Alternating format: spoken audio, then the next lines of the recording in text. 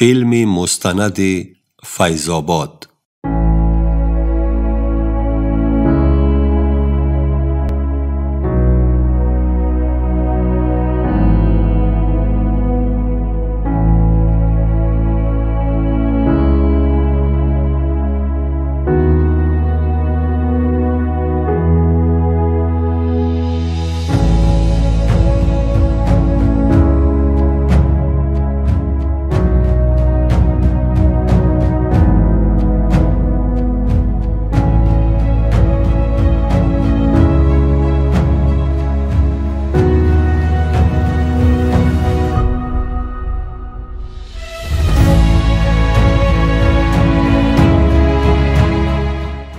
ناحیه فیض‌آباد با هوای تازه، درختان بلند و نظرربا، دشت و دمن سبزپوش و کوههای سر به فلک زود به دل هر نفری که مهمان این ناحیه می شود جای می گیرد.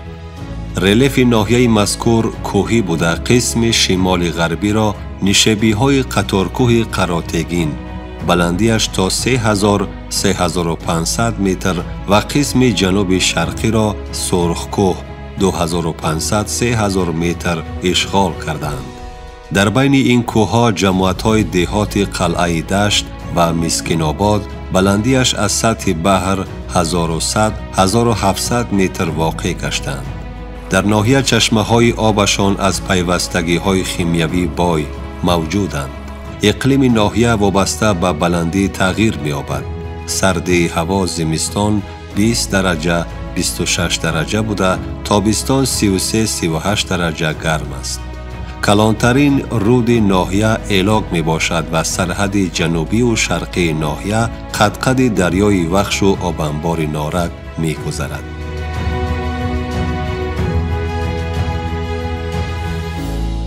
ناحیه فیض‌آباد یکی از ناحیه‌های تابع مرکز بوده 14 ایون سال 1931 تأسیس یافته است. باشندگانش اصلاً تاجیکان می باشند. مساحتش 874.11 کیلومتر کوادراتی را در بر می گیرد که 92.4% آن را کوه‌ها تشکیل می دهند. حدود ناحیه به مسافه 80 کیلومتر طول می کشد. مرکز مأموریش شهرک فیض‌آباد که 50 کیلومتر شرقتر از شهر دوشنبه جای گرفته است.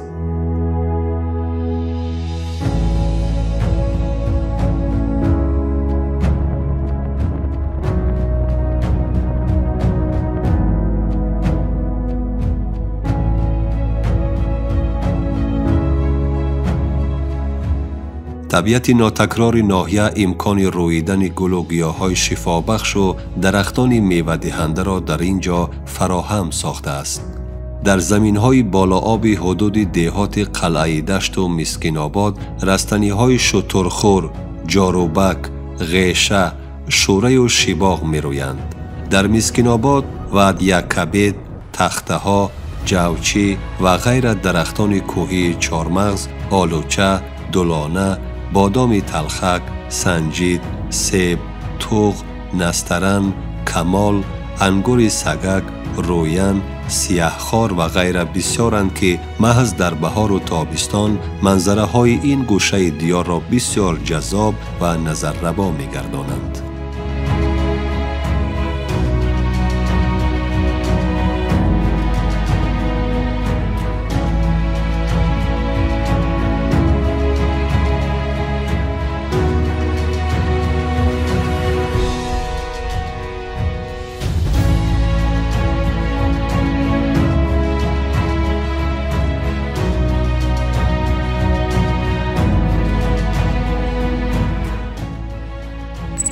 تاریخ.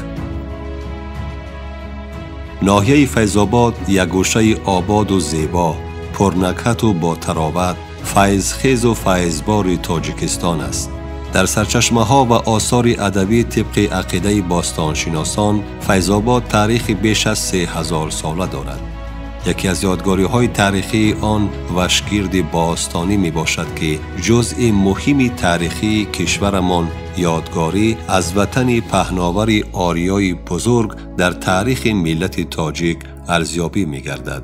وشگرد باستانی که یکی از قدیمترین و کلانترین شهرهای آسیای مرکزی بوده، در آن فرهنگ و معنویات خیلی پیشرفته نهفته است. از حدود وشگرد باستان گذشتن شاهراه بزرگ ابریشم از رشد تجارت بزرگ دلالت می دهد. از این رو آموزش آن برای بالاروی معرفت جوانان در شرایط امروزه خیلی ضرور می باشد. در آثارخانه ناحیه بازیافت‌های تاریخی متعلق از عصرهای 5 و 6 میلادی نگهداری کرده می شوند که توجه هزاران سیاح داخل و خارج را به خود جلب می کند.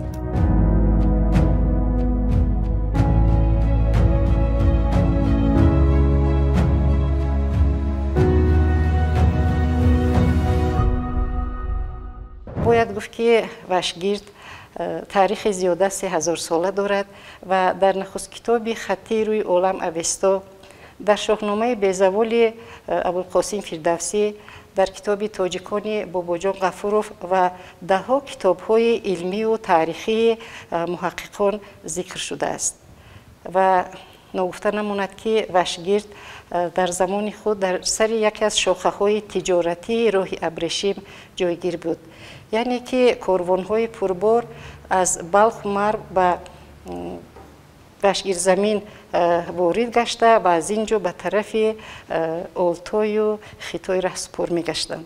قلعه اساسی وشگرد زمین در حدود 1 کیلومتر از مرکز ناحیه بیرون در دهه سر چشمه جایگیر است و تا به امروز از این شهر کهن بنیاد چند تلو تپه ها، یعنی تپه قلعه سنگین و تپه فاطمه و زهرا باقی مانده است. ناحیه فیض‌آباد ناحیه اگرری بوده 6% حدود عمومی جمهوری را تشکیل می دهد. اهالی ناحیه اساساً به ساحه‌های کشاورزی، چارواداری و صاحبکاری مشغول می باشند. موقع جایگیر شوی ناحیه برای رشد ساحه‌های مختلف خواجگی خلق مساعد است. توسط حدود ناحیه شاهراهای دوشنبه، رشت، لخش مرکز جمهوری را با سرحد جمهوری مردمی چین و جمهوری قرقیزستان پیوست می کند. در حدود ناحیه 8 جماعت دهات، بوستان، مهرآباد، وشگرد، دوستمراد علی، جوانان، چشمسار، قلعه دشت، 30 سالگی استقلالیت و یک جماعت شهرک فیض‌آباد موجود است. به حالت 1 ینوری سال 2025 شماره اهالی در ناحیه 124,897 نفر را تشکیل می دهد.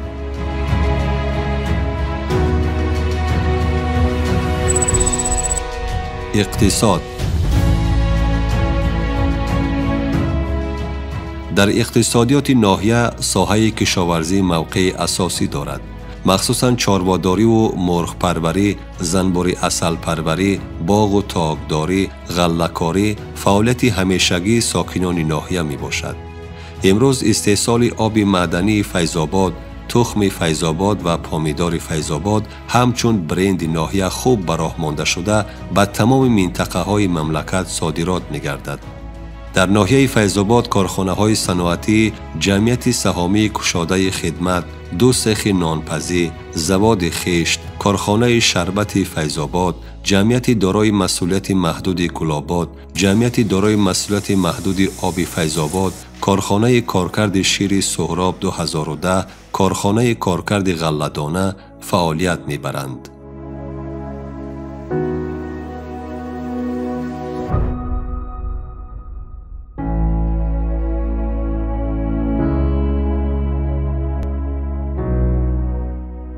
ساختمان.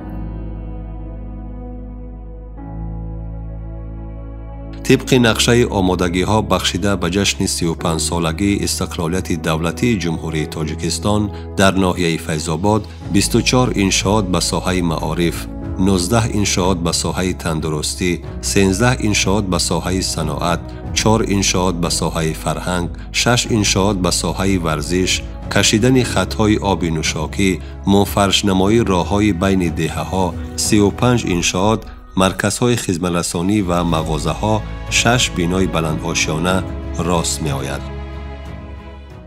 بخشیده به 35 سالگی استقلال دولتی جمهوری تاجیکستان در ناحیه فیض‌آباد 215 عدد بنا و انشاءات ها به نقشه گرفته شده است که تا به امروز 166 عدد آن را مورد استفاده قرار دادیم یا 77% آن را تشکیل می‌دهد. 24 عدد در ساحه معارف، 13 عدد در ساحه تندرستی، 4 عدد در ساحه فرهنگ، 16 عدد بینای استقامتی بلندآشیانه، 4 عدد میدانچه‌های ورزشی. در ناحیه اینچنین ساختمان مکتب‌ها و میدانچه‌ها به نقشه گرفته شده‌ایم که آنها را هم به استفاده داده می‌شود.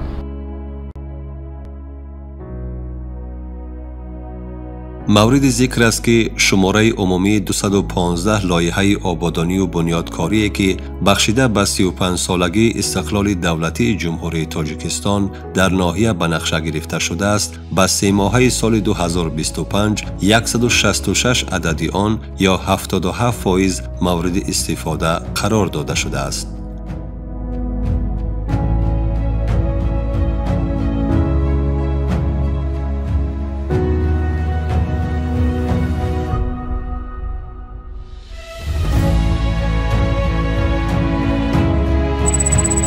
آبی معدنی فیض‌آباد.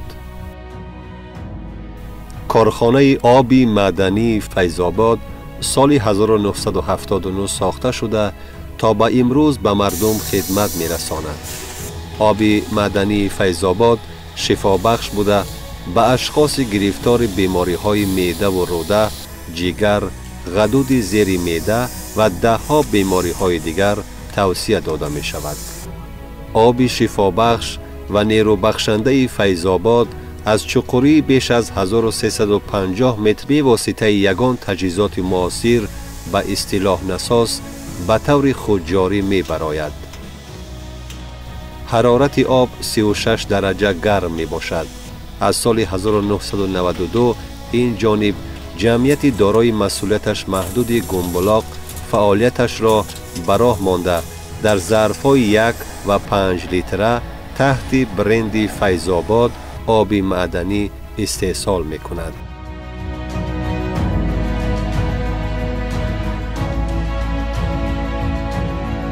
آب معدنی فیض‌آباد زاده درون استقلالی بوده. کارخانه تا اینجوری استحصال خود را برای مانده است. آب معدنی فیض‌آباد از سال 1990 سال اینجوری فعالیت دارد. آب معدنی فیض‌آباد در ظرف‌های پلاستیکی شیشه 05 تحت برند آب معدنی فیض‌آباد فعالیت می‌نماید. خصوصیات شفابخش آب معدنی برای اشخاص گرفتاری بیماری روده، غدود زیر معده و دیگر ده‌ها کسالی‌ها دیگر توصیه داده می‌شود. ما در آینده تصمیم گرفتیم که آب معدنی رو با 40-50 هزار دکلیتر رسانیم و شماره کارگران رو با 35-40 نفر رسانیم. کارخانه مذکور در دوران صاحب استقلالی فعالیت خویش را باز هم جانانک نموده صف کارگران را تا به 30 نفر زیاد گردانیده است.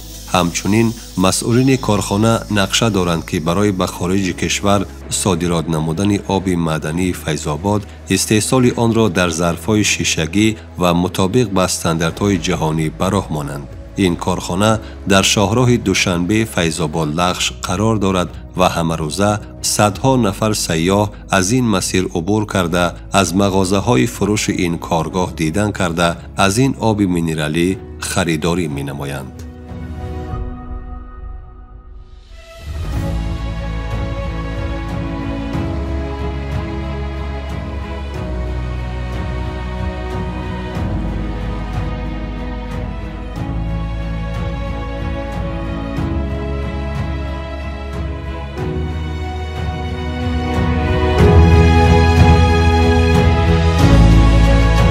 سیاحی. ساحه سیاحی همچون ساحه سیردرآمد و پرمحصول محض در زمان صاحب استقلالی مملکت رشد و ترقی یافت. در ناحیه فیض‌آباد به خاطر معرفی امکانیت‌ها و اقتدار سیاحی ناحیه پیوسته تدبیرها اندیشیده می شود. سمت افضلیتناک برای رشد سیاحی در ناحیه این جایگیرشوی یادگاری وشگرد باستانی است که یکی از قدیمترین شهرهای آسیای مرکزی بوده در آن فرهنگ و معنویات خیلی پیشرفته نهان است.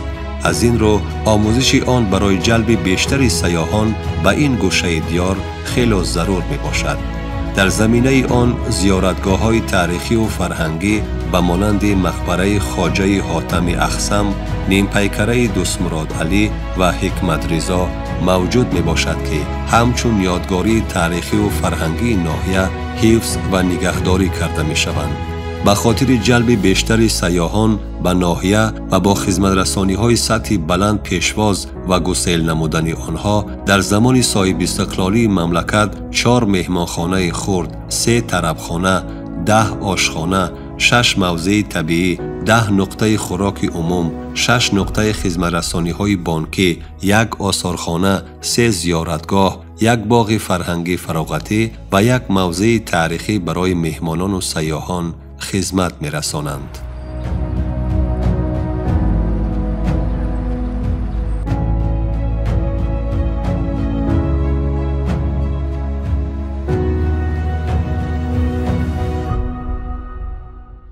جهت عملی گردیدن رشد اینفراستراکتور ساحه سیاحی در ناحیه، یعنی هنرهای مردمی و تشکیل کارهای آبادانی، سازندگی و کبیرکنی در ناحیه و همچنین تازه و آزاده نگاه داشتن دو طرف شاهراه دوشنبه، رشت و اید به حفظ طبیعت کارهای به انجام رسانده شده است. موضوعهای طبیعی تاریخی مخصوصاً قید کردن به مورد است که در ناحیه یک عدد اینفراستراکتور خصوصاً یادگاری تاریخی با نام وشگرد بوستانی مشهور می باشد که این پیش از همه تاریخ 3000 ساله داشته. در کتاب‌های مخصوصاً تاریخ باباجان غفوروف، دیروز و امروزی شمس‌الدین نورالدینов، شاهنامه فردوسی درج کرده است. این از آن شهادت می‌خواهند که در یادگاری تاریخی خود وشگرد بوستانی در زمین اون مقبره خواجه حاتم اخصم موجود می باشد.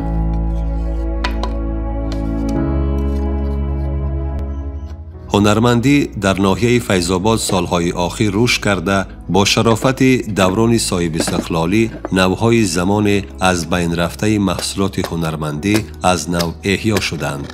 امروز هنرمندان ناحیه با محصولات کلالی، دوریدگری، ارمغانسازی، آهنگری، زرگری، گلدوزی و دیگر محصولات هنرمندی در تمام چاره‌بینی‌ها اشتراک کرده محصول دست خویش را به نمایش می‌گذارند.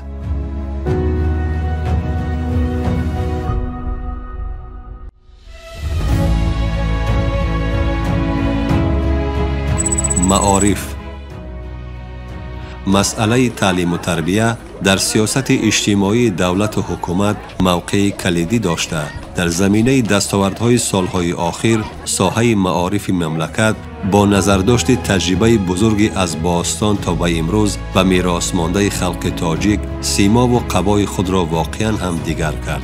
مورد ذکر است که همه ساله با کمک و دستگیری های پیشوای ملت، پرزیدنت جمهوری تاجیکستان محترم امام علی رحمان مبلغ گذاری به ساحه معارف ناحیه رو به بهبودی نهاده. در این زمینه سلسله کارهای آبادانی و سازندگی به عمل برآورده شدند.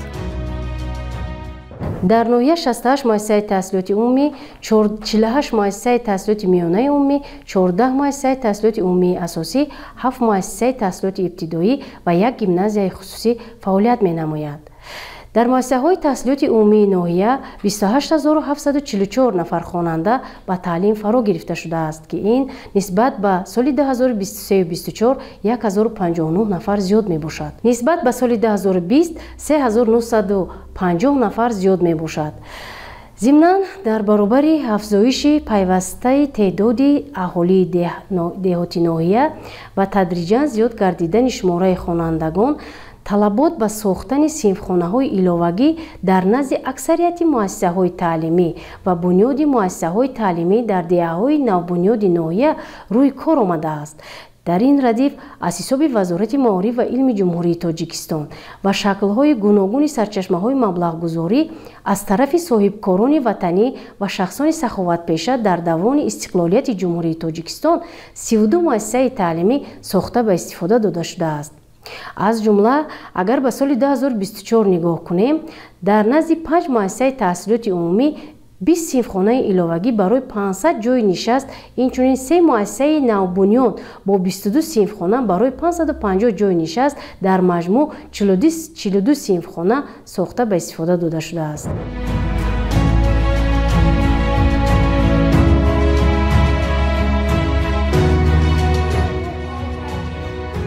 айни замон дар ноҳияи Файзобод 4 муассисаи таҳсилоти томактабӣ фаъолият дорад ки дар онҳо 536 кӯдак ба таълиму тарбия фаро гирифта шуданд. 2 муассисаи томактабӣ дар солҳои охир пурра аз таъмир бароварда шуда имрӯз фаъолияти назаррас доранд. муассиса соли 2017 бо ташаббуси соҳибкоро таъмир карда шуд ва ба истифода дода шуд ва соли 2023 бо дастгирӣ ва ташаббуси бевоситаи ҷаноби олӣ муҳтарам президенти ҷумҳурии Тоҷикистон Эмомалии Раҳмон ҳамин иншоот аз нав аз таъмири асосӣ бароварда шуд. дар муассиса 70 нафар кӯдак дар 3 гурӯҳ фаъолият мекунанд. дар кӯдакистон 3 мураббия фаъолият дорад, маълумоташон олӣ, ихтисос то мактабӣ. дар кӯдакистон машғулотҳои инкишофи нутқ, адабиёти бадеӣ, хештаншиносӣ, баъд математика гузаронда мешавад. дар ноҳия 68 муассисаи таҳсилоти умумӣ ва як гимназияи хусусӣ фаъолият менамояд ки аз ин 5 тои он маҳз дар замони соҳибистиқлолӣ бо шароит ва имкониятҳои сатҳи баланд ҷиҳати таълиму тадриси насли наврас бунёд шудааст. тибқи иттилои масъулин дар муассисаҳои таҳсилоти умумии ноҳия 28744 нафар хонанда аз ҷумла 14642 нафар писар ва 14102 нафар духтар ба таълим фаро гирифта шуданд ки он нисбат ба соли таҳсили 2023-2024 1059 нафар зиёд мебошад. зимнан дар баробари афзоишёбии пайвастаи теъдоди аҳолии деҳоти ноҳия ва тадриҷан зиёд гардидани шумораи хонандагон, талабот ба сохтани синфхонаҳои иловагӣ дар назди аксарияти муассисаҳои таълимӣ ва бунёди муассисаҳои таълимӣ дар деҳаҳои навбунёди ноҳия рӯи кор омадааст. дар ин радиф аз ҳисоби шаклҳои гуногуни сарчашмаҳои маблағгузорӣ ва аз тарафи соҳибкорони ватанӣ ва шахсони саховатпеша дар назди муассисаи таҳсилоти умумии асосии рақами 12 деҳаи Фатҳобод сохтмони 4 синфхонаи иловагӣ барои 100 ҷойи нишаст идома дорад. ногуфта намонад ки бо ташаббуси соҳибкорони ватанӣ соли 2024 бинои иловагӣ дар мактаби рақами 43 ноҳия бо тарҳи наву замонавӣ бо таҷҳизоти муосир ва синфхонаҳои кушоду барҳаво сохта ба истифода дода шудааст ки имрӯз хонандагон бо рӯҳияи баланд дар шароити сатҳи олӣ пайи омӯзиши илму дониш мебошанд. мутобиқи суханҳои пешвои муаззам ки сармашқи кори худ кардаем дар соҳаи маориф, мисол солҳои охир, масалан соли 2024-2025 муваффақиятҳои хуб ба даст овардем. мо дар ҳамин солҳои бобаракат гӯям мумкин аст бинои нави муассисаи таълимиро ки барои 270 ҷой дар як баст қарор дорад, аз 8 синфхона иборат аст, бо дастгирии соҳибкорон, махсусан яке аз соҳибкорони ватандӯст, яке аз соҳибкорони ободкор Хайрулло Тағозода, ҳамин биноро мо соли гузашта ба истифода додем ва хеле мушкилии нарасидани синфҳо барои мо ҳал шуд. инчунин имсол дар яке аз дастҳораҳои бузурге ки дар таърихи муассиса мисол гӯям шуд, аллакай кӯдакон баъди амри пешвои маъзами миллат дар озмунҳо иштирок намуданд, махсусан дар озмунҳои фуруғи субҳи доноӣ, дар озмунҳои илм, фуруғи маърифат. Тоҷикистон ватани азизи ман дар сатҳи минтақавӣ аллакай ҷо гирифтанд. дар яке аз олимпиадаҳои байналмилалӣ аз фани забон адабиёт хонандаи синфи 11 хатмкунанда гӯем, синфи 11 Одинаева Дилноза сазовори ҷойи аввал шуд, ки дар сатҳи ҷумҳурӣ аллакай ифтихори муассисаи моро баланд бардошт. масъулини маориф ва ҳайати омӯзгорон дар ноҳия пайваста баҳри баландбардоштани сатҳу сифати таълим ва ҷалби хонандагон ба ихтироъкориву навовариҳо талош мекунанд. маҳз натиҷаи заҳмати омӯзгорон буд, ки хонандагони муассисаҳои таҳсилоти умумии ноҳия дар олимпиадаҳои сатҳи байналмилалӣ ширкат варзида бо дастовардҳои шоёни таҳсин бо 4 медал ба ватан баргаштанд.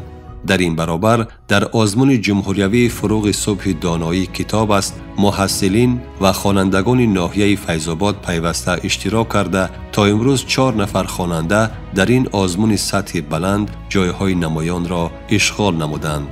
ҳамин тавр метавон зикр намуд, ки айни замон дар соҳаи маорифи ноҳия заминаҳои муътамади кадрӣ, پایه مادی و تکنیکی و تکنولوژی جهت تشکیل نظام معارفی جوابگوی طلبات زمان معاصر و در این زمینه تأمین رشد منتظم سطح و صفت تحصیلات فراهم گردیده است.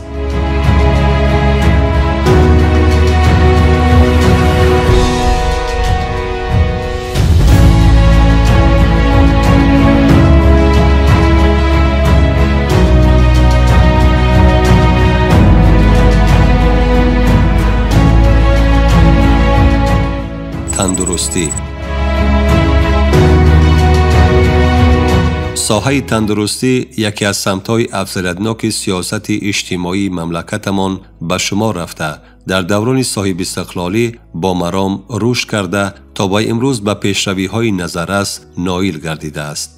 در ناحیه فیض‌آباد با تشبث پرزیدنت مملکت پیشوای ملت محترم امام علی رحمان هنوز از سالهای نخستین صاحب استقلالی برای رشد ساحه تندرستی و حفظ اجتماعی اهالی تنظیم فعالیت ساحه و تحکیم پایگاه مادی و تکنیکی این سمت افضلیتناک همه تدبیرهای ضروری عملی شده در مرحله کنونی تقویت یافته ایستادند. در دوام سالهای آخر در ناحیه 14 مرکز سلامتی دهات پره از تعمیر برآورده شده. اینچنین کارهای ساختمانی در مرکز سلامتی دهه سر سفید خاک جماعت دهات چشمسار ادامه دارد. از حساب مبلغ‌های بودجتی ساختمان شعبه یاری تجلیلی به انجام رسانیده شده است. در ناحیه یک بیمارخانه مرکزی و 2 بیمارخانه منطقوی مسکین‌آباد و مهرآباد با شماره 200 کت به بیماران خدمت می‌رسانند. همزمان در 46 مؤسسه تندرستی ناحیه از جمله 8 مرکز سلامتی و 5 مرکز صحوی 8 نفر طبیب دارای معلومات عالی و 316 نفر برادر شفقت و همشیره‌های طبی به مردم خدمت طبی می‌رسانند.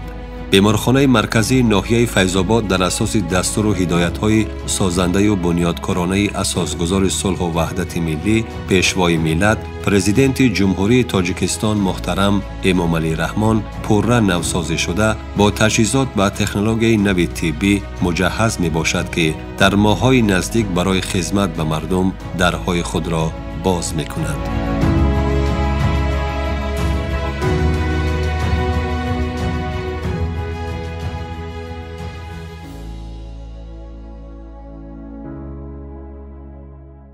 عین زمان بیمارخانه مرکزی ناحیه فیض‌آباد از طرف لایحه خدمت رسانی مجموعی برای مادر و کودک از طرف بانک رشد آسیا تعمیر گذرانده شده است. اینچنین در دایره همین لایحه ساختمان مرکزی تشخیصی توبتی و تعمیر پوره بیمارخانه در نظر داشته شده است و خوشبختانه در مرحله انجام‌یابی است. در دایره همین لایحه اینچنین مجهز گردانیدن بیمارخانه با تمام اسباب و لوازمات‌های طبی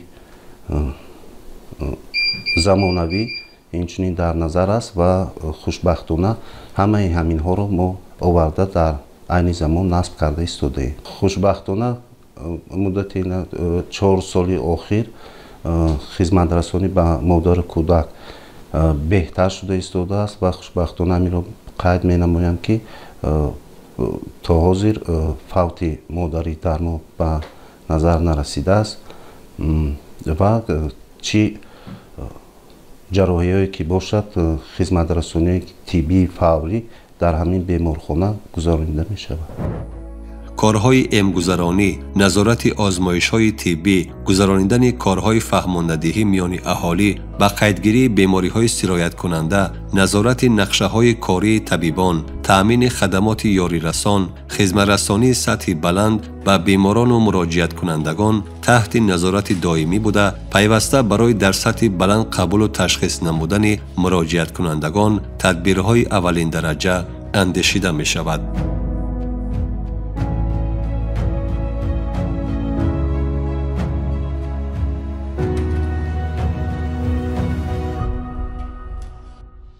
در دوره صاحب استقلالی کشور کمک ولی طبی سانیتری ناحیه فیض آباد ساحه تندرستی ناحیه خیلی پیشروی ها نایل گردیده است که در این دوره زیاده از 29 بنگاه طبی، 8 نقطه طبی و 16 مرکز سلامتی دهاتی پورا از تعمیر کپیتالی برآورده شده و با تجهیزات های زمانوی تجهیزانیده شدند که همه روزه شبانه روزی به اهالی ناحیه خدمت خود را میرسانند.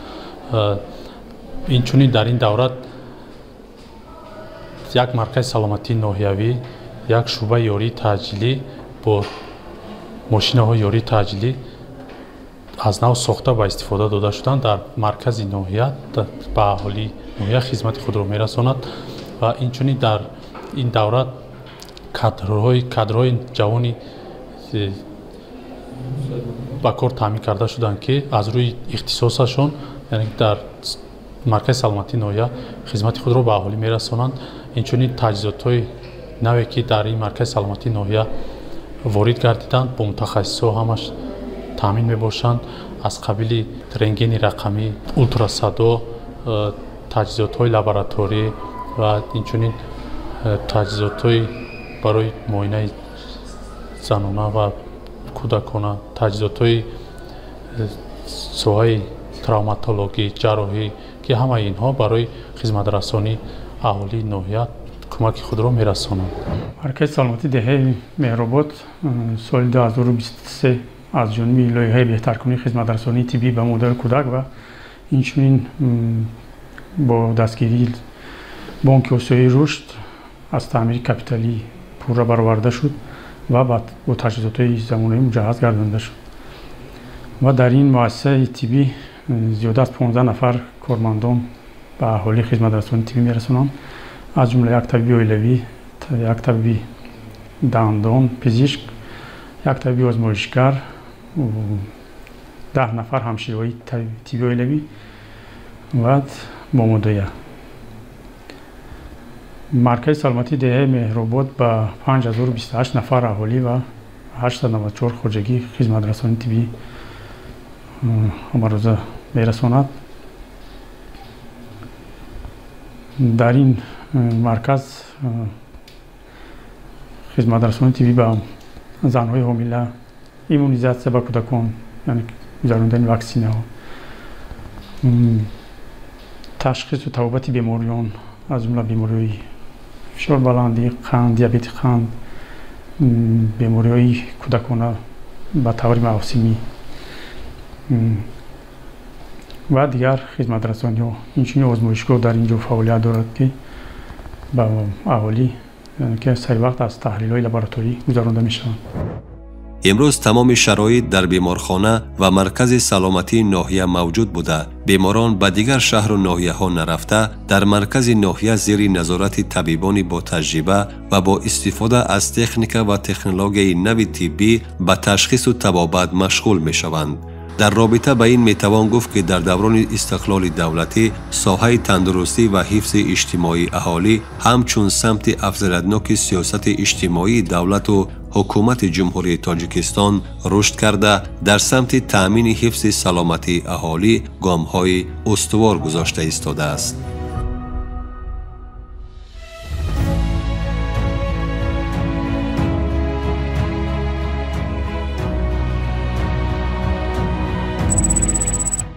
فرهنگ بی‌شبهه در دوران استقلالیت فرهنگ همچون پیوندگر معنوی نسل‌ها در زمینه معرفت تاریخی نیاگان وابسته به شرایط نو سیاسی و اجتماعی و اقتصادی مردم کشور تازه استقلال را جهت فراهم آوردن پایگاه شایسته برای شناخت هویت ملی و گسترش خودشناسی تاریخی هدایت نموده و محرک توانای وحدت و یگانگی و نیروی مقتدر بنیادکاری و سازندگی تبدیل یافت و در سیاست فرهنگ پرورانه پرزیدنت مملکت محترم امام علی رحمان رشد فرهنگ و صنعت موقع افضلیتناک و کلیدی گرفت.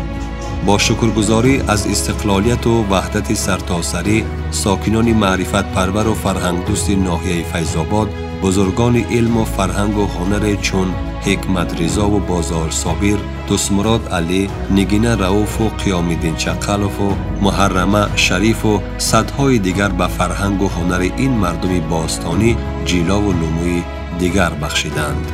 امروز به خاطر گرامی داشت روح بزرگان صنعت و فرهنگ و ادبیات تاجیک در ناحیه فیض‌آباد، فیلارمون خلقی به نام نگینه رؤوف و باغ فرهنگی فراغتی به نام بازار صابر، مؤسسه دولتی مکتب صنعت به نام دستمراد علیوف گذاشته شده است که در این مؤسسه های فرهنگی همزمان شاگردان و پیروان صنعت و هنر این شخصیت های معروف تربیت یافته مکتب ایجادی و هنری استادان خویش را ادامه می دهند.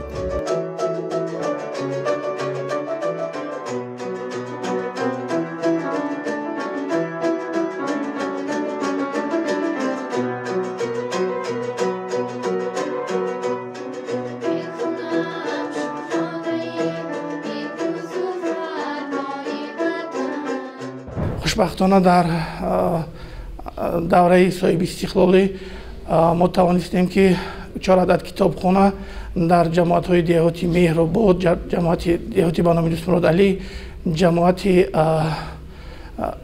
30 سالگی استقلال و جماعت قلعه دشت ساخته به استفاده دادیم. امسال در تجدید جشن 35 سالگی استقلال 4 عدد کتابخانه به نقشه گرفته این کارهای ساختمانی با مرام ادامه دارد و ما کوشش میکنیم که چهاربینی ها را باز هم خوبتر و بهتر برامونه و در بلند برداشتن معنویات مردم سهمی با سزایی داشته باشیم. بخش فرهنگی ناحیه فیض‌آباد دارای 27 مؤسسه فرهنگی می باشد. از آن جمله 18 تا کتابخانه فیلال ها، 4 تا خانه فرهنگ، 1 تا مؤسسه دولتی به نام مکتب صنعتی به نام دستمراد علیوف، 1 تا آثارخانه، 1 عدد باغ فرهنگ فراغتی 40 سالگی غلبه. در 35 سال استقلالات دولتی کارمندان بخش فرهنگ در چند آزمون ها سزاوار جای های اول، دوم، سوم گشتن. در جمهوری آزمون تاجیکستان وطن عزیز من 1 تا در سال 2019 بود. صاحب نظر کرامت خودشان جای اول را گرفتن. در سال 2023 گل شاهزاده سیراج‌الدین جای اول را گرفتن. بعد در سال 2023 با اندلیب در جای اول را گرفتن بخش فرهنگ. در تئاترهای کسبی جای اول را گرفتن. این سال باشه در آزمون جمهوریوی هفته کتاب کودکان و نورسان در مکتب میانه و رقم 6 جای اول رو در نامیناسیون رسامی جای اول رو اشغال نمودند. بعد از آثارخانه را از تعمیر جاری برآوردند. 3 تا انسامبل در اینجا فعالیت میکنند. انسامبل 6 مقام سرایان، اتنوگرافی، انسامبل فلک. همزمان در دوران صاحب استقلالی مملکت بخش فرهنگ ناحیه فیض‌آباد نیز به دستاوردهای زیاد نائل گردیده امروز 1 عدد کتابخانه، 1 عدد آثارخانه، 4 عدد خانه فرهنگ دهات، 1 عدد تئاتر خلقی و در مجموع 27 عدد مؤسسه فرهنگی با تعداد 140 نفر شماره کارمندان فعالیت می نمایند.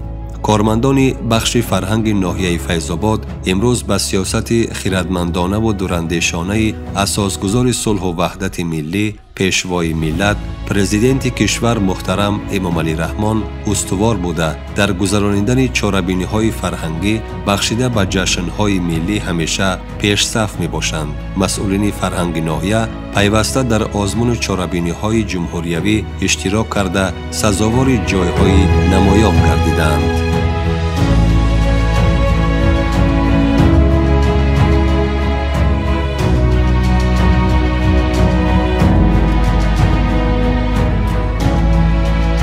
کشاورزی. بنا به اطلاع مسئولین ساحه کشاورزی ناحیه فیض‌آباد، امروز تامین اهالی با محصولات کشاورزی وطنی، تامین بخطری آذوقه‌واری و صادرات نمودن یکی از مسائل اساسی برای کشاورزان و خواجگیداران می باشد.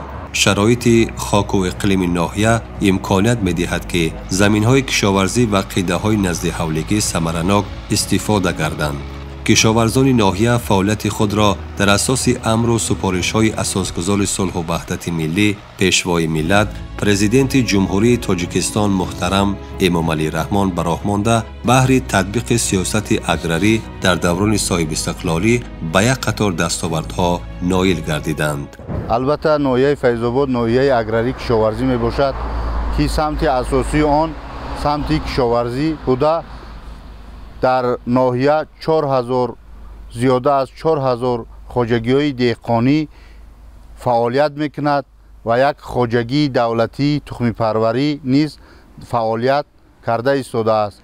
البته در ناحیه ما طبق دورنما در میدان 6236 گکتار کیشت گذرانیده می شود.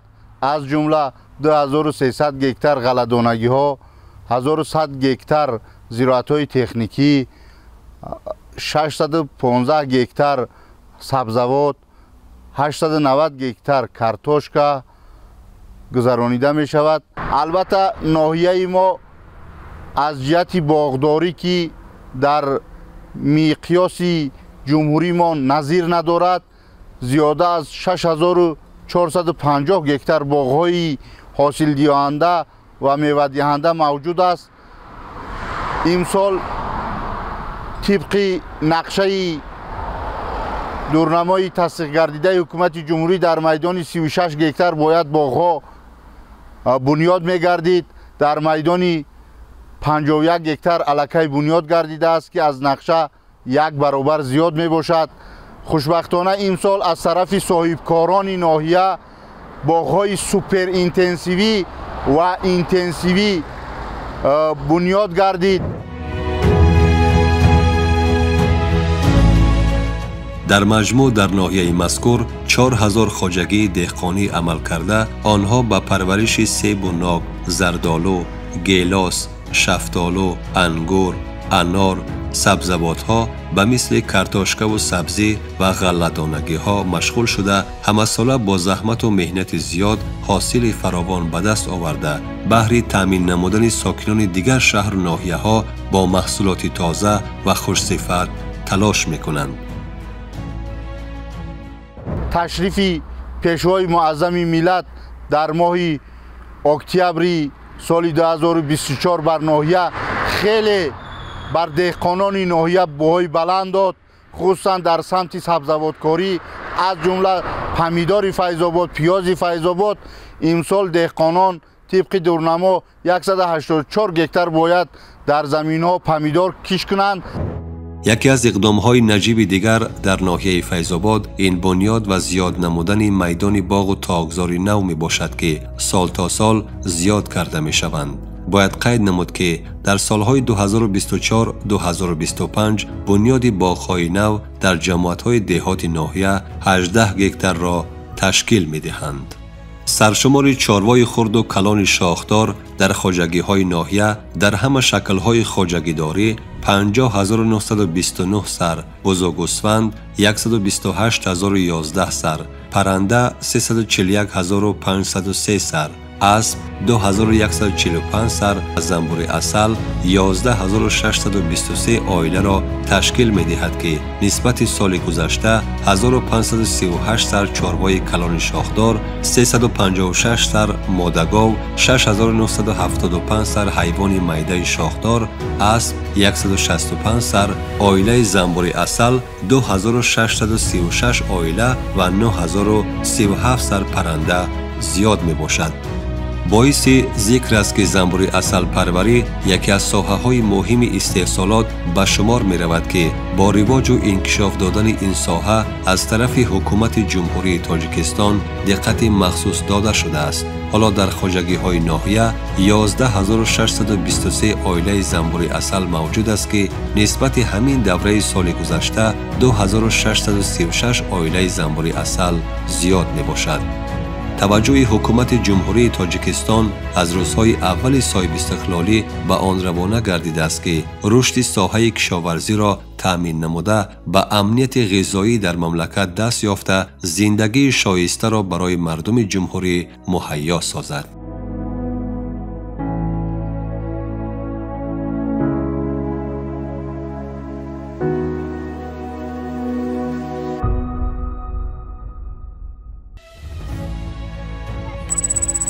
ورزش. جوانان هر کشور سرمایه و مهمترین نیروی آن ملت به حساب می روند که اگر این نیرو به خوبی پرورش داده شود آینده می تواند حاصل و نتیجه خوبی برای آن ملت و کشور بیارد. هنوز در سالهای اول استقلالیت با دستگیری حکومت جمهوری تاجیکستان تحت راهبری سرور دولت محترم امام علی رحمان ورزشگران به تمرین مشغول شده به مسابقه های سطحی بین المللی جلب می گردیدند و با مدال ها به وطن بر می گشتند.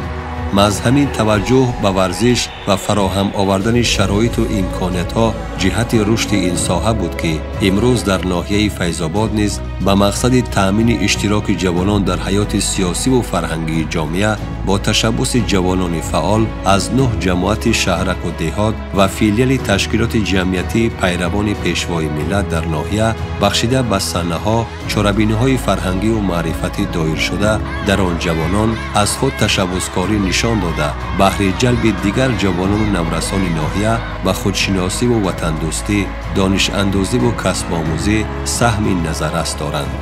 جوانان وطن دوست و خویشتن‌شناس ناحیه فیض‌آباد در زمان صاحب استقلالی به دستاوردهای زیاد علمی و ایجادی، اختراع‌کاری و ورزشی نائل شده باز هم نقشه دارند که در همه جاده ها مدام دست بالا و پیش صف باشند و نام تاجیکستان کشور محبوب را در عرصه بین المللی بلند بردارند.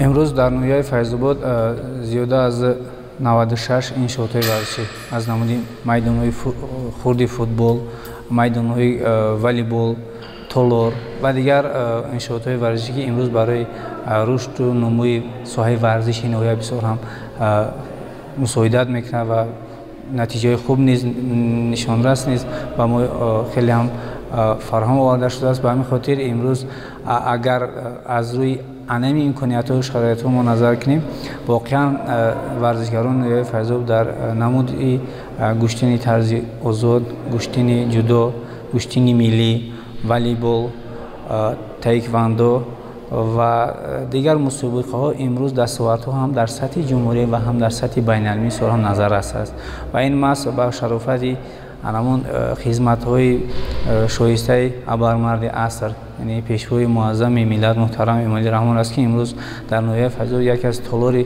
بسیار با حشمتی که سال 2019 با تشریف بیوسته پیشوای معظم ملت افتتاح گردید. امروز در آن تالار ورزشی مسابقه سطح جمهوری و چمپیونات ها که از تمام گوشه و کنار کشور تشریف می‌آورند برگزار کرده می‌شود. محض با همین مقصد و مرام یگانه و اراده قوی ورزشگران ناحیه بود که از مسابقه های بین المللی، جمهوریوی، چمپیونات های منطقوی و ناحیوی 403 مدال طلا، 334 مدال نقره و 397 مدال برنجی در مجموع 1134 مدال به دست آوردند که این همه نتیجه فراهمسازی شرایط و امکانیت ها جهت مشغول شدن به ورزش و طرز حیات سالم می باشد که در دوران صاحب استقلالی به دست آمدند. مقامات اجرایی حاکمیت دولتی ناحیه من بعد نیز برای عملی شدن برنامه‌های دولتی نقشه‌های سازندگی و آبادانی، پیشرفت و تأمین زندگی شایسته مردم در مجموع جهت تأمین رشد باثبات کشور و شکوفایی وطن عزیزمان تدبیرهای ضروری اندیشیده تصمیم دارند که تا تجلیل جشن 35 سالگی استقلال دولتی دستاوردهای از این هم بیشتر را نائل شوند.